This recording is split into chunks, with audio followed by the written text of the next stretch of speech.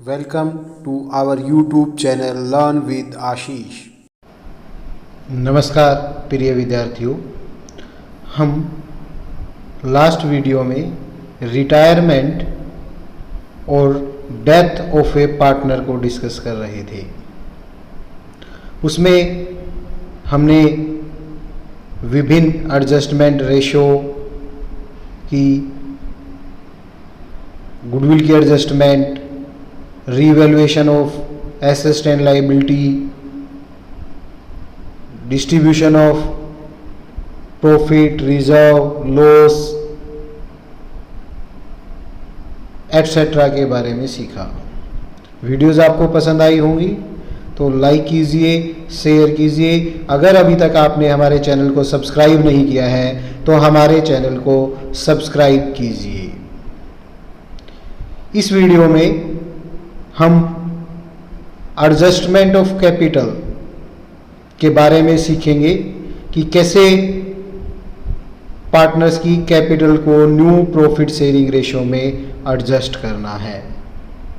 तो आइए देखते हैं कैसे हम न्यू प्रॉफिट शेयरिंग रेशो में कैपिटल को एडजस्ट करेंगे।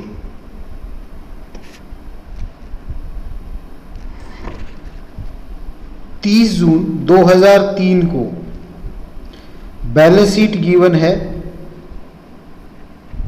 ABC की, जो लाभ हानि को, प्रॉफिट लॉस को उनकी कैपिटल की रेशो में बांटते थे जो बैलेंस शीट में थी। बैलेंस शीट में क्या गिवन है? सन्ड्री क्रेडिटर गिवन है, कैपिटल है ABC की, प्रॉफिट एंड लॉस का क्रेडिट बैलेंस है, बैंक बैलेंस है, customer account less provision, stock दिया है, मशीन दी है, लैंड एंड बिल्डिंग दी है। आगे क्या कहता है? ऑन द दिस डेट, इस तारीख को बी ने रिटायर होने के बारे में डिसाइड किया। इसके लिए क्या एग्री किया?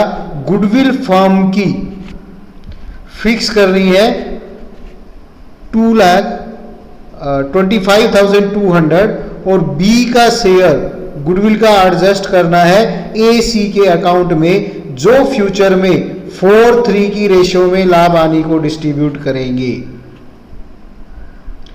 लैंड एंड बिल्डिंग को एप्रिसिएट करना है 10% से, मशीन को रिड्यूस करना है 20% से, provision bad and doubtful dates के लिए कोई जरूरी नहीं है फ्यूचर में, तो उसको खत्म कर देना है। इंटायर कैपिटल नई फर्म की फिक्स की गई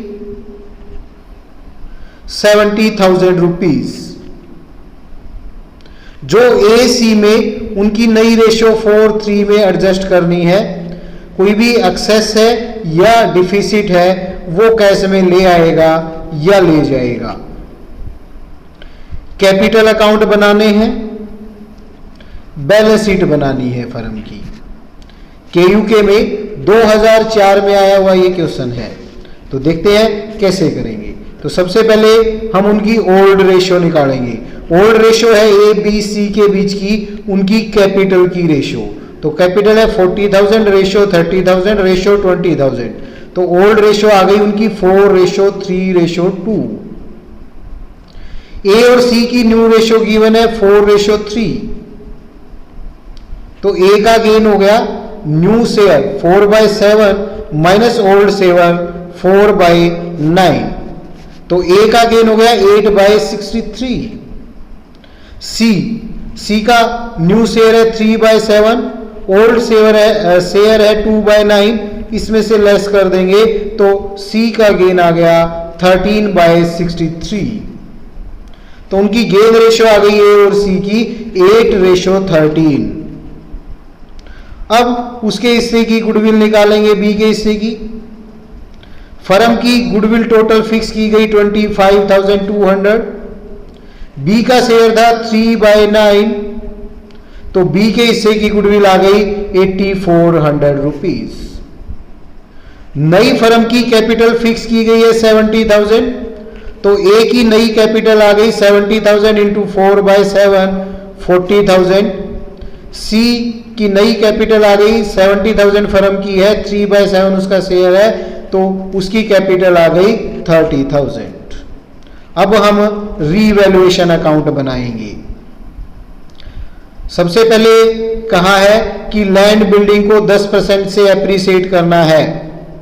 लैंड बिल्डिंग की वैल्यू दे रखी है 40,000, तो 4,000 रुपए वो बढ़ गए, तो लैंड एंड बिल्डिंग को हम डेबिट कर देंगे, रीवैल्यूएशन को क्रेडिट कर देंगे। तो रीवैल्यूएशन के क्रेडिट में लिखेंगे 4,000, 10% ऑफ 40,000। तो ये रीवैल्यूएशन के क्रेडिट में आ गया। फिर कहता है प्रोविजन डाउटफुल मशीन को रिड्यूस करना है 20% से। तो मशीन है 35,000 की, 20% से कम करना है, 7,000 से कम करना है, तो revaluation debit to machine account. तो रीवैल्यूएशन के डेबिट में टू मशीन अकाउंट 20% ऑफ 35,000, 7,000 से उसकी वैल्यू को रिड्यूस कर दिया।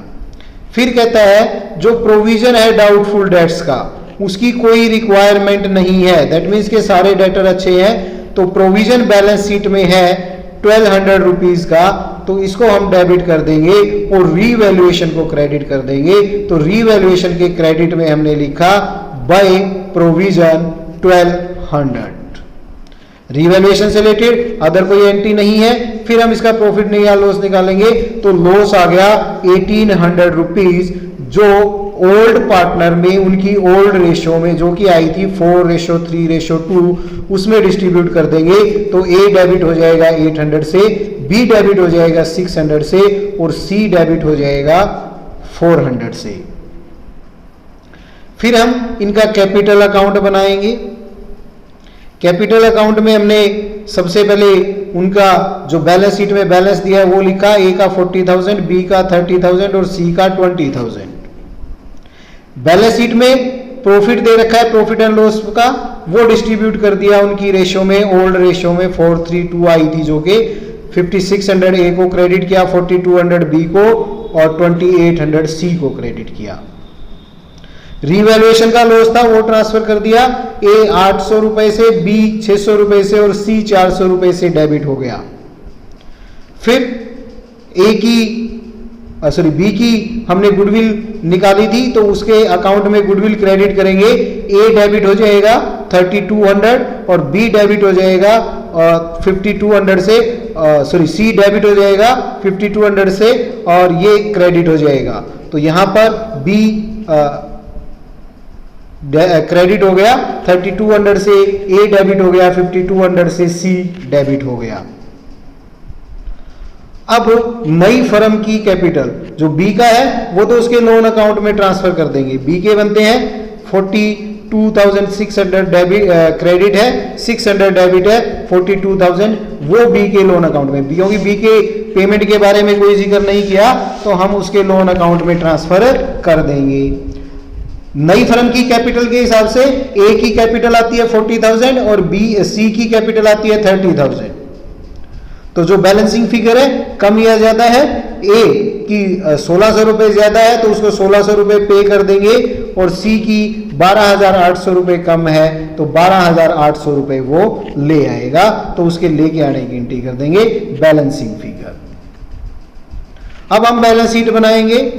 बैलेंस शीट में सबसे पहले बैंक में 1000 रुपए हमारा बैलेंस था, 12,800 रुपए सी लेके आया, 1600 रुपए ए को पे कर दिए, तो बैलेंस बच गया 12,200 रुपए।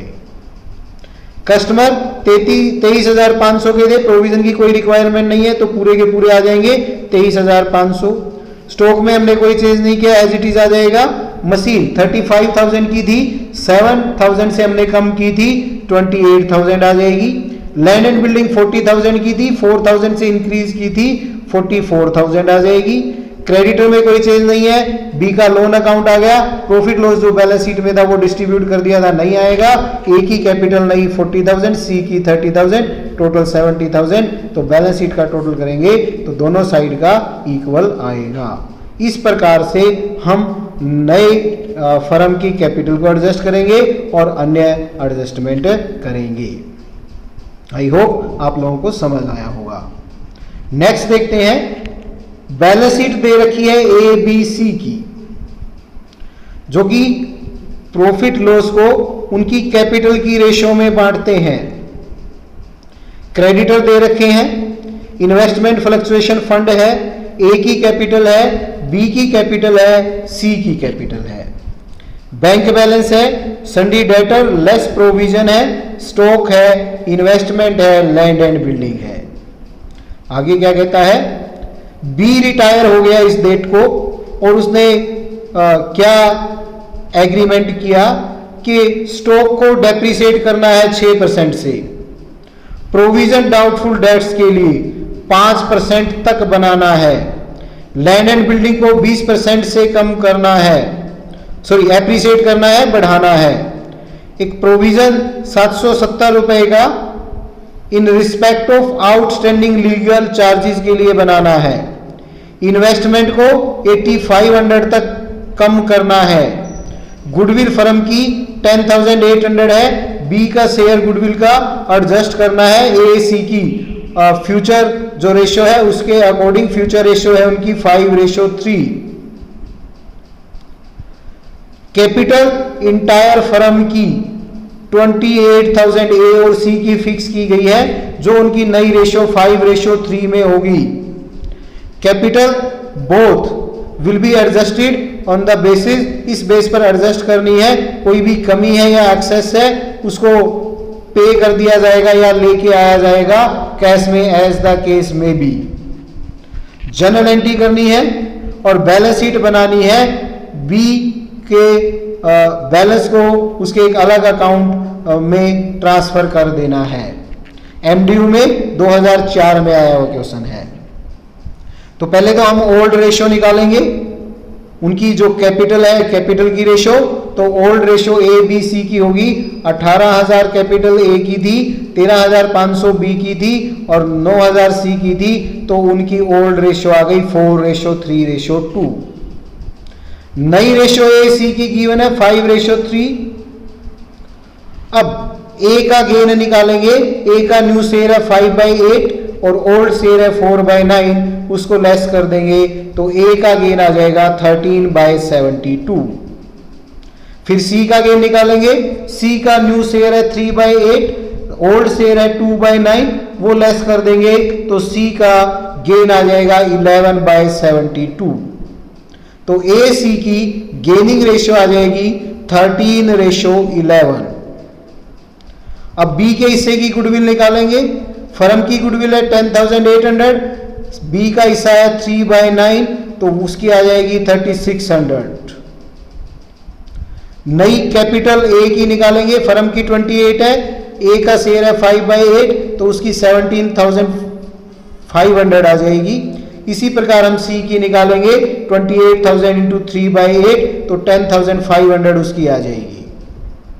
अब हम एंट्रीज करेंगे, तो सबसे पहली एंट्री में कहता है कि स्टॉक को 6% से डेप्रिसिएट करना है।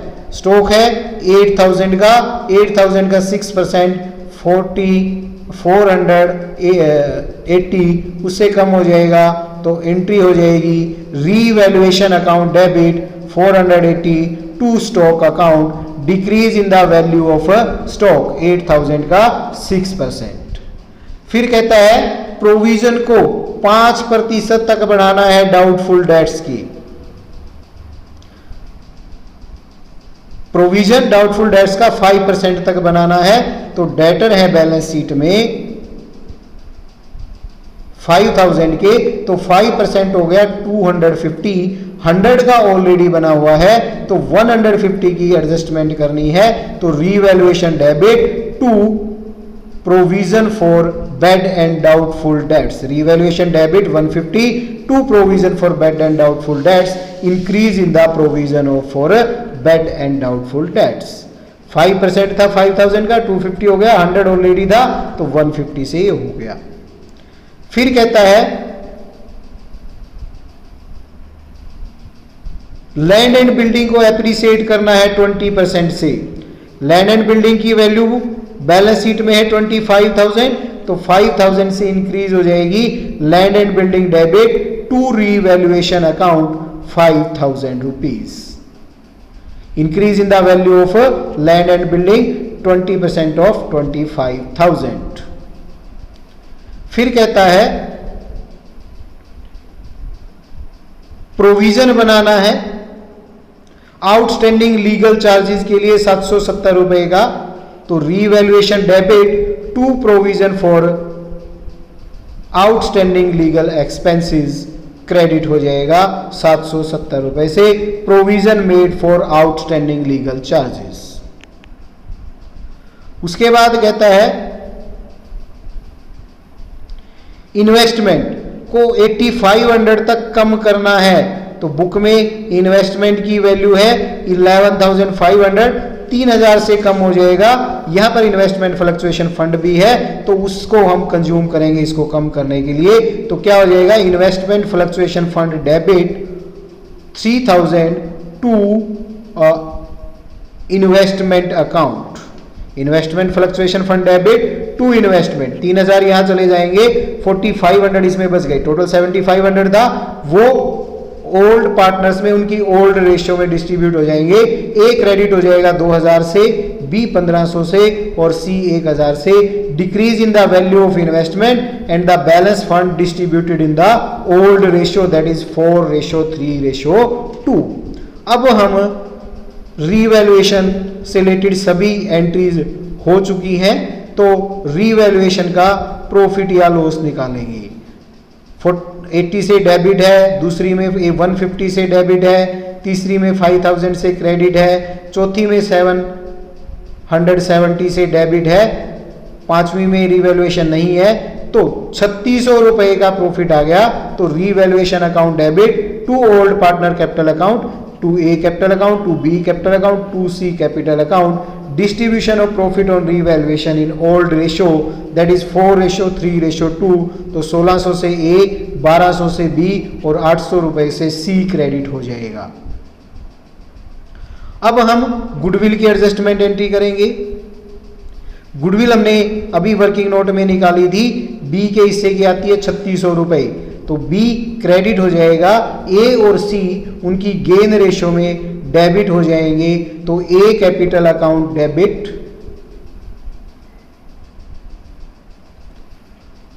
सी capital account debit to B capital account for the adjustment of goodwill in the gain ratio that is 13:11। 3,600 रुपए से बी क्रेडिट हो जाएगा, 1,950 रुपए ए के हिस्से आते हैं वो डेबिट हो जाएगा, 1,650 रुपए सी के हिस्से आते हैं वो डेबिट हो जाएगा। अब बी को जो अमाउंट देनी है वो निकाल लेंगे। बी का क्रेडिट बैलेंस है बैलेंस शीट में कैपिटल का 13,500 रुपए। अब हम देख लेंगे एंट्रीज में कहां ए को बी को क्रेडिट किया है, कहां डेबिट किया है। पहली एंट्री में नहीं है, दूसरी में नहीं है, तीसरी में नहीं है, चौथी में नहीं है। पांचवी में हमने बी को क्रेडिट किया है 1,500 से, उसके कैपिटल के बैलेंस में ऐड हो जाएंगे। सिक्स्थ में फिर 1,200 से क्रेडिट किया है, ये भी ऐड हो जाएंगे। सेवंथ में फिर उसको 3,600 से क्रेडिट किया है, ऐड हो जाएंगे। तो उसका क्रेडिट बैलेंस आ गया 19,800। उसके कैपिटल बैलेंस को उसके लोन अकाउंट में ट्रांसफर कर देंगे 19,800। 13,500 था, 1,500 से वो क्रेडिट हुआ, फिर 1,200 से क्रेडिट और 3,600 से क्रेडिट, तो 19,800 रुपए उसके लोन अकाउंट में चले जाएंगे। अब हम ए और सी की कैपिटल को एडजस्ट करेंगे। ए की कैपिटल है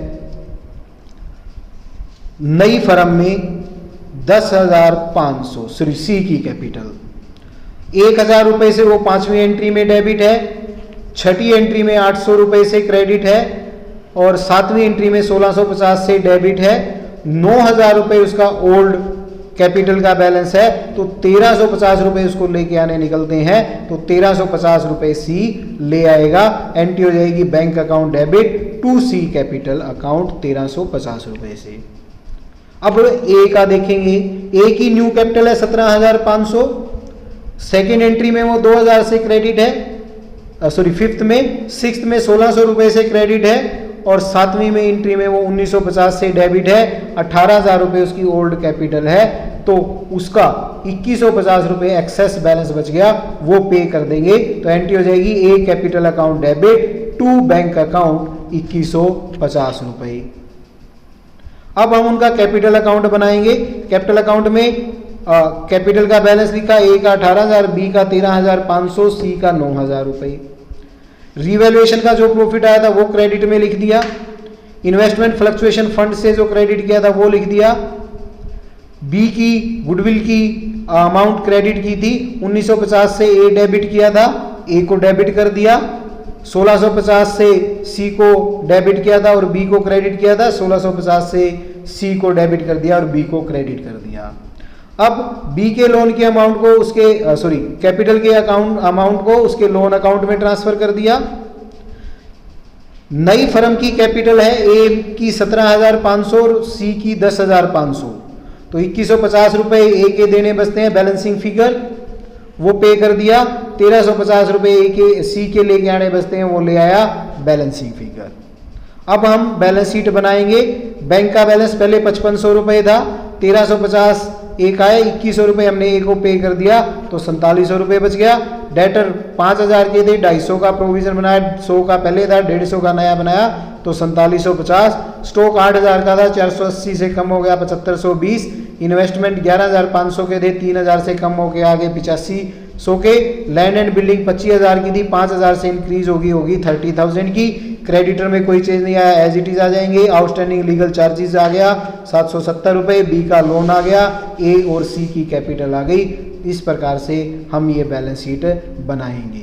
तो इस प्रकार से नई फर्म की कैपिटल जब दी है उसको एडजस्ट करना है तो हम करेंगे। I hope